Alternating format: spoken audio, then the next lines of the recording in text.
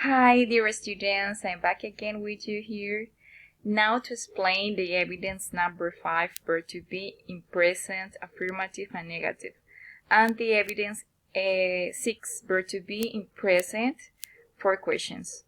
Hola, estimados aprendices, estamos aquí para socializar la evidencia número 5 y 6 de este trimestre. Esta evidencia número 5 alcancé a trabajarla con ustedes. Trata del uso del verbo to be, uno de los verbos más importantes del inglés. Por eso siempre en los cursos que ustedes inician de inglés, lo primero que van a revisar es el uso de este verbo.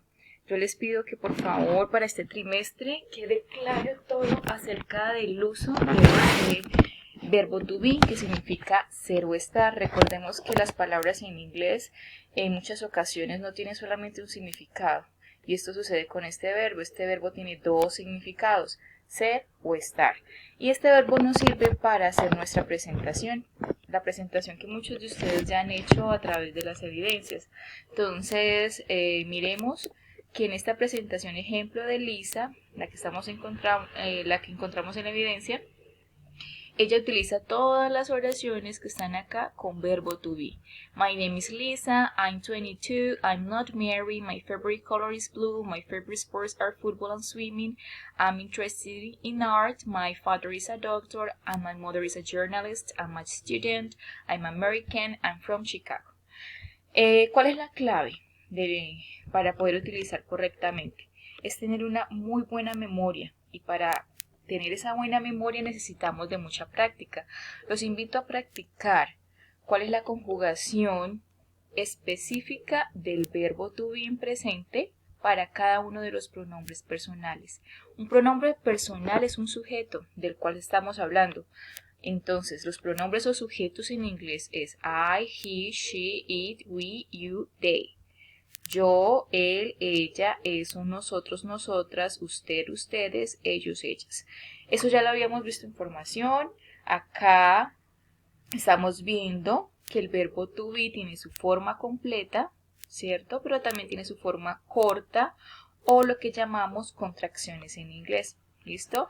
Entonces, si yo quiero decir yo soy Laura, yo puedo decir I am Laura. Pero también puedo hacerlo de otra forma, mucho más rápida, utilizando la contracción respectiva. I'm Laura. Recordemos que estas contracciones son las más utilizadas al momento de entablar conversaciones con una persona nativa. Los nativos utilizan frecuentemente las contracciones al momento de hablar. Los invito a que empecemos a utilizarlas también. ¿Listo? Ustedes se van a dar cuenta del uso de estas contracciones cuando vean una película, cuando escuchen una canción, en los diálogos, en internet, etc. ¿Vale? Porque es, digamos que la forma más utilizada. Acá también estamos viendo como ejemplo la forma negativa. En inglés siempre vamos a tener un orden de las oraciones, un orden de las palabras para podernos comunicar. ¿Cierto? Entonces yo los invito a que miremos cuál es el orden de la oración afirmativa, cuál es el orden de la oración negativa. ¿Listo? Entonces, por ejemplo, miremos acá. El orden de la oración afirmativa es uso de un sujeto, que en este caso es I, uso de la conjugación respectiva del verbo to be, que en este caso es am, y uso de un complemento. Ejemplo, voy a decir, yo soy estudiante de gestión de empresas agropecuarias.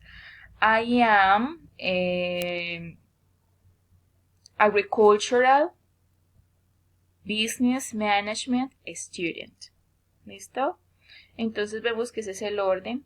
Pero ahora quiero decirlo de forma negativa. Yo no soy estudiante de gestión de empresas agropecuarias.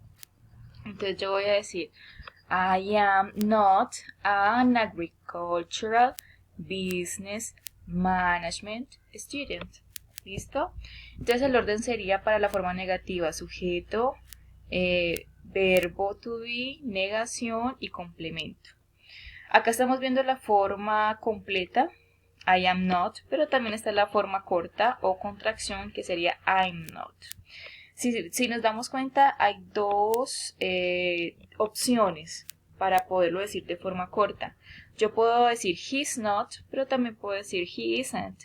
Puedo decir she's not, pero también puedo decir she isn't, is not, it isn't, we're not, we aren't, you're not, you aren't, they're not, they aren't. ¿Listo? Acá tenemos otros ejemplos, ¿vale? Y acá ya están los ejercicios pertinentes a la explicación.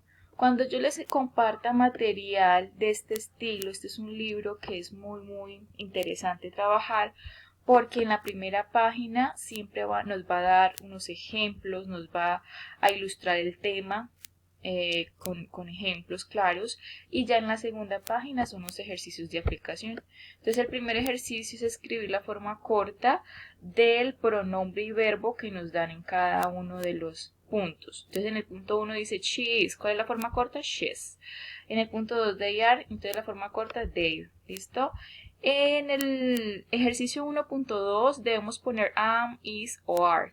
¿Listo? Dependiendo de lo que aprendimos en la primera página. Cuando utilizo am, cuando utilizo is y cuando utilizo are. Recordemos que am siempre se va a poner cuando utilizo el pronombre o sujeto I. I am not tired. ¿Listo? Y se utiliza cuando hablamos de una cosa o de una persona en singular. Entonces voy a decir this bag is heavy. Este bolso es pesado. Y are es para cuando voy a hablar en plural de varias cosas, personas o lugares. These bags are heavy. Estos bolsos están pesados. En el punto 1.3 vamos a escribir oraciones completas utilizando el is, isn't, are, aren't. ¿Cómo saber si la oración es negativa o positiva?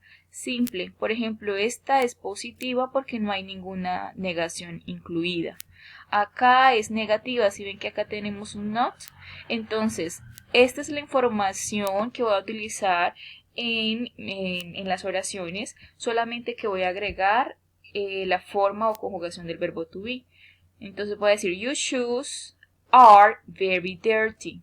Utilizamos toda esta información más voy a agregar la conjugación correcta del verbo to be. ¿Listo? Sus zapatos están muy sucios. En el siguiente ejercicio voy a hacer el mismo ejemplo de Lisa, la de la primera página, pero ahora con información mía. Entonces, name, ¿cuál es tu nombre? My name is, etc. Entonces, name, nombre, from, procedencia o lugar donde usted nació, age, edad, job, ocupación, que en este caso ustedes son estudiantes, married, si están casados, y si no, van a decir single, ¿cierto? Soltero, colores favoritos y en qué están interesados ustedes. En el punto 1.5 vamos a ver las imágenes y vamos a utilizar estos adjetivos: afraid, asustado, angry, enojado, cold, frío, hot, caliente, hungry, hambriento, thirsty, sediento. Entonces voy a mirar la primera imagen, es una mujer, entonces digo she's thirsty. Ella tiene sed. ¿Por qué lo digo? Porque está haciendo calor y porque está pensando en una bebida. Tengo que analizar la imagen. Ahora la segunda, they, ellos. ¿Ellos qué? Ellos tienen frío. ¿Cómo lo voy a decir? Con verbo to be. They are cold, frío. ¿Listo? Y así lo van a hacer con cada una de ellas. Acá vemos que cuando voy a decir o describir sentimientos, yo no voy a utilizar el verbo have, que es el verbo tener. A pesar de que yo lo digo así en español, en inglés no lo puedo hacer, ¿listo? Entonces ahí entramos a usar también el verbo to be. Cuando yo necesito decir tengo frío, yo lo voy a decir I am cold. Tengo calor, I am hot. Tengo sed, I am thirsty. ¿Listo? Nunca utilicemos verbo have. Siempre cuando hable de emociones, de cosas no tangibles, voy a utilizar verbo to be. ¿Listo? ¿Cuándo voy a utilizar have? El verbo tener se utiliza cuando voy a hablar de cosas materiales o cosas físicas que yo puedo percibir a través de mis sentidos. Ejemplo, tengo una habitación grande. I have a big bedroom. Tengo una familia muy grande. I have a very big family, etc. ¿Listo? Ahora vamos a mirar el punto 1.6. Vamos a escribir oraciones positivas o negativas dependiendo de lo que usted en este momento esté pensando. ¿Listo? Ejemplo, yo interesado en política. ¿Tú estás interesado en política o no? Eso depende de cada uno de ustedes. Entonces, para ver que si está interesado en política, va a escribir I'm interested in politics. Para aquella persona que no está interesada en política, va a decir I'm not interested. Esta es la evidencia número 5. Ahora miraremos la evidencia número 6. ¿Listo? La evidencia número 6 es la continuación del uso del verbo to be, pero en esta ocasión vamos a ver cómo se utiliza en preguntas. ¿Listo? Acá necesitamos saber que hay dos tipos de preguntas, las preguntas de sí y no y las preguntas de información. ¿Cuál es la diferencia entre una pregunta de información y una pregunta de sí y no? Que la pregunta de información empieza con una WH, por ejemplo esta, What's your name? ¿Cuál es tu nombre? Se dice que es pregunta de información porque no cabe en la respuesta un sí o un no. Debo dar un dato, sea un nombre de un lugar, de una persona, en una fecha, etc. ¿Cuál es la pregunta de sí y no? Aquella que va a empezar por el verbo to be.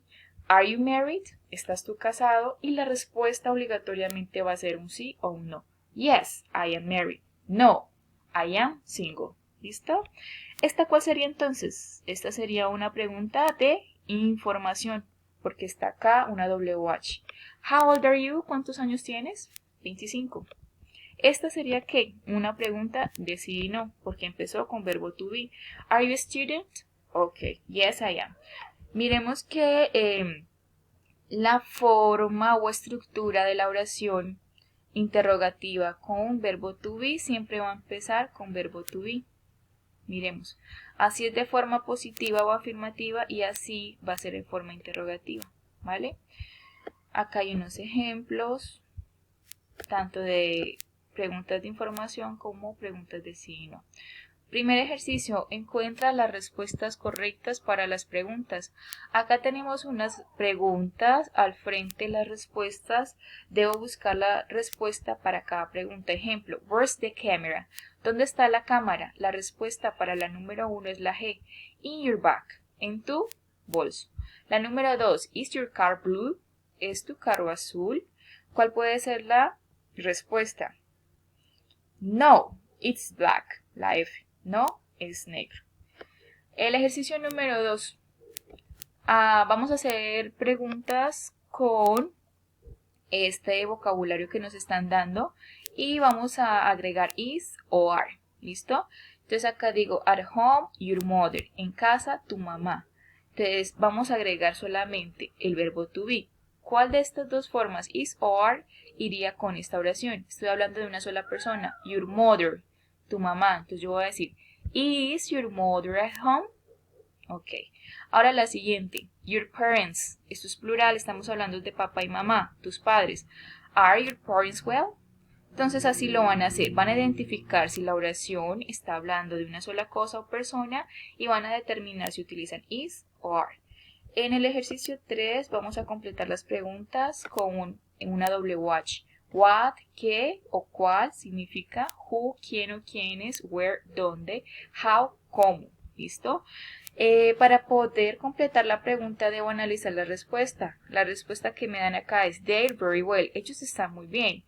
Y la pregunta terminó con tus padres. Quiere decir que estoy preguntando cómo están ellos. Entonces la pregunta completa quedaría how are your parents? ¿Cómo están tus padres? They're very well. Ellos están muy bien. Ahora acá, at the end of the street.